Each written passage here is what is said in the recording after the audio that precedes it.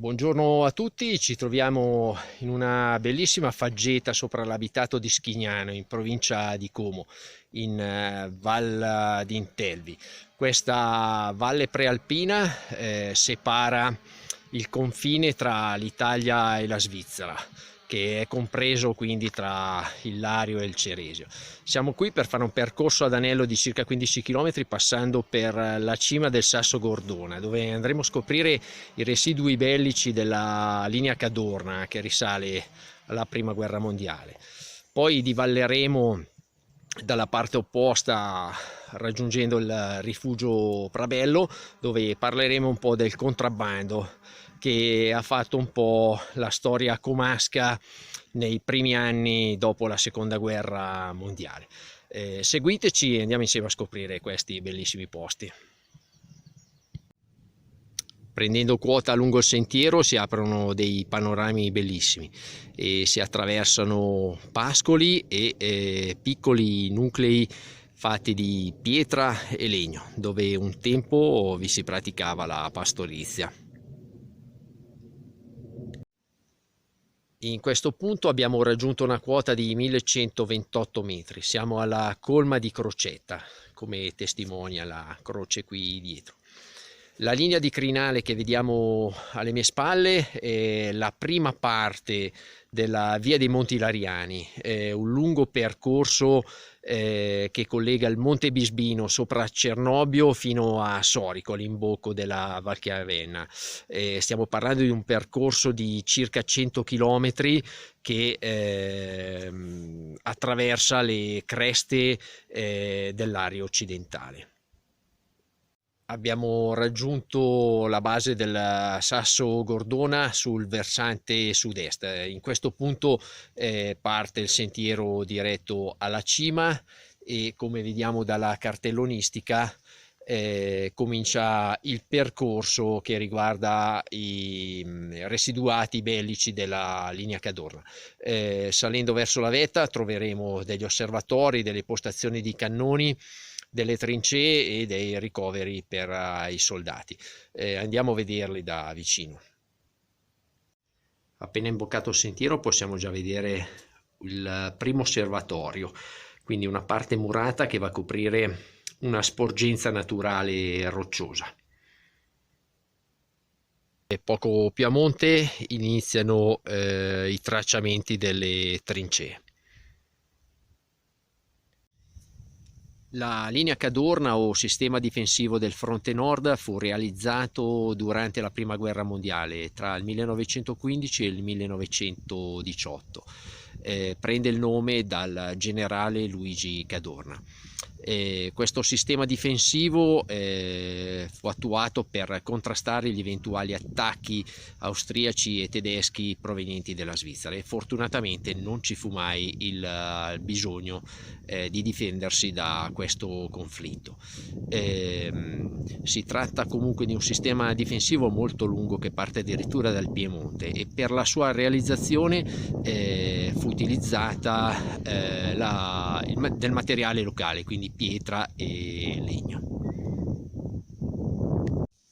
Solo percorrendo questi sentieri ci si rende conto dell'impresa ardua della linea Cadorna. Viene da pensare ai militari dell'epoca negli inverni rigidi mentre lavoravano per costruire questi manufatti e al trasporto delle armi pesanti come i cannoni.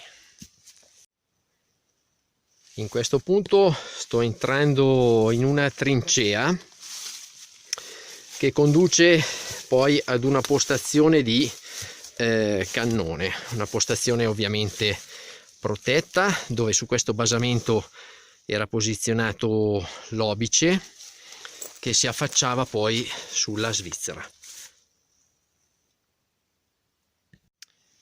Sasso Gordona, un nome che sembra derivare da due parole di origine celtica, gur che significa acuto e dun che significa sommità. Sembrerebbe che un tempo fosse chiamato Monte Acuto proprio per la sua caratteristica rocciosa. Si tratta di un calcare sedimentato conosciuto anche come calcare di Moltrasio, che probabilmente gli ha donato questa sua forma aspra e affusolata.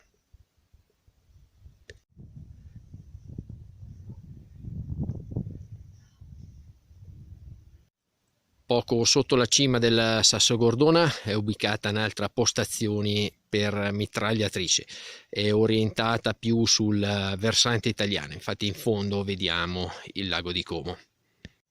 Vetta del Sasso Gordona, 1410 metri. Questa elevazione della Val d'Intelvi fa parte della catena montuosa che raggruppa il Bisbino, il Gordona qui dove siamo adesso, e termina con il Monte Generoso.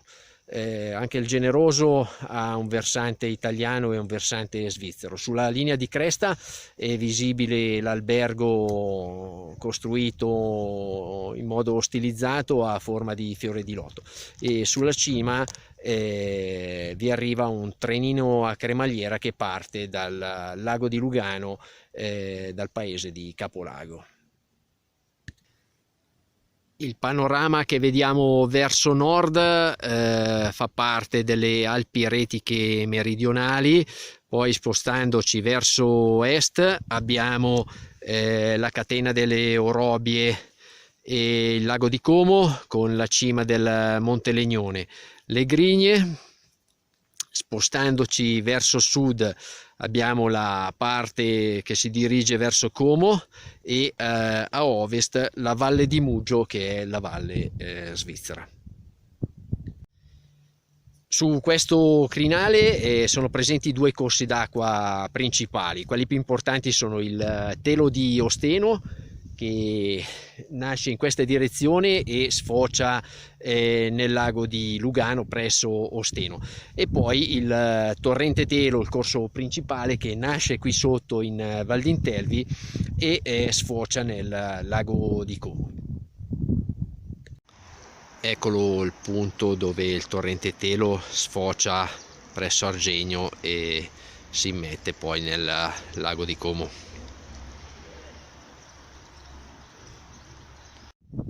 Su questa vetta è stato posizionato anche un punto trigonometrico. Pensate che la mappatura del suolo italiano fu iniziata già ai tempi del Regno d'Italia. L'IGM, l'Istituto Geografico Militare, si è occupato di fare questo minuzioso lavoro di precisione.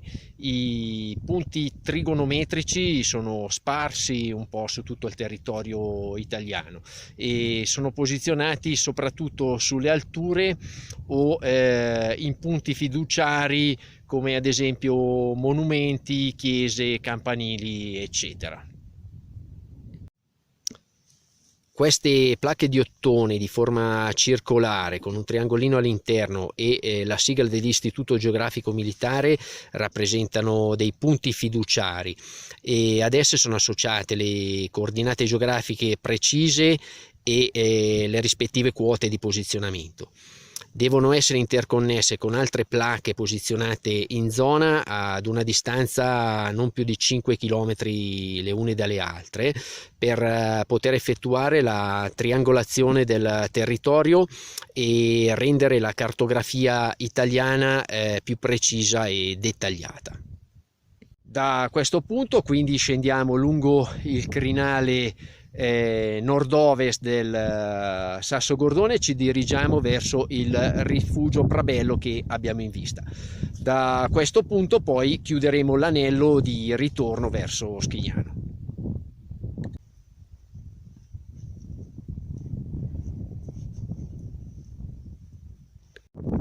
Nelle regioni del nord Italia che confinano con la Svizzera, pensate che già nell'Ottocento si praticava il contrabbando.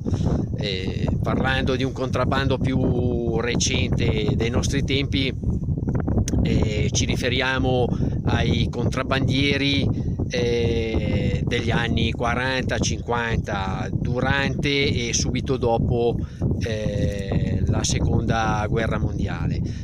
Qui l'economia era un'economia magra, si faceva la fame, e il confine italo-svizzero rappresentava una fonte di non di reddito, ma di un qualcosa di cui si poteva guadagnare. Era un contrabbando certamente di quelli puliti. Qui si smerciavano sigarette, alcol, zucchero, pane e riso. A secondo della convenienza poteva essere più conveniente portare qualcosa da vendere agli svizzeri o portare qualcosa dalla Svizzera. In quegli anni nacquero delle vicende tra due categorie di personaggi, i contrabbandieri noti con il nome dialettale di sfrusadu, quelli che vanno di frodo, e la guardia di finanza che presidiava il confine lungo il crinale, che in dialetto venivano chiamati i burlanda. Per contrastare il fenomeno del contrabbando, lungo la linea di crinale fu installata la ramina, quella rete metallica che serviva per impedire il passaggio, e furono costruite delle caserme della Guardia di Finanza e delle garite cadenzate lungo il crinale per effettuare i posti di guardia. Qui nottetempo i contrabbandieri, approfittando del buio, valicavano il confine con in spalla la bricola, la classica sacca per trasportare le merci, e andavano incontro anche a viaggi molto pericolosi, soprattutto in inverno, che per passare le linee di confine sceglievano quei punti strategici ma molto pericolosi, dove potevano star sicuri che i finanzieri di sicuro non ci andavano. Il rifugio Prabello sorge a 1210 metri di quota su una depressione valliva in prossimità del confine italo-svizzero. Un tempo era una caserma della Guardia di Finanza, rimasta attiva fino al 1970. Poi fu dismessa e l'edificio fu recuperato come rifugio delle prealpi lombarde da parte del CAI di Monte Olimpino. Oggi offre un servizio di ristoro e pernottamento. Andiamo a dare un'occhiata all'interno. Se vi capita di passare e trovate il rifugio aperto, non fatevi mancare le cornie caserecce del rifugio.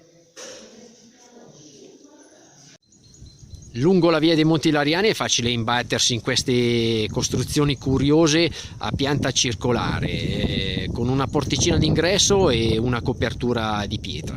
Si tratta delle nevere o giazzere. In realtà si tratta di veri e propri frigoriferi del passato per la conservazione delle derrate alimentari. Per la costruzione di questi manufatti veniva scavato un buco profondo nel terreno. Gli argini venivano rivestiti di pietra locale ed era provvisto di una scala a chiocciola che raggiungeva il fondo. E durante l'inverno si raccoglieva la neve e si pressava all'interno dell'edificio, e la copertura garantiva una tenuta della neve fino a tarda primavera. Siamo giunti così al termine di questo giro ad anello in Val d'Intelvi. Adesso non ci rimane che riprendere una carreggia di stampo militare che ci raccorderà poi sul sentiero dell'andata fino a Schignano. Dunque, se vi è piaciuto questo itinerario, vi invito a visitarlo di persona e vi do appuntamento come al solito con i prossimi progetti. Grazie per avermi seguito e alla prossima. Ciao a tutti.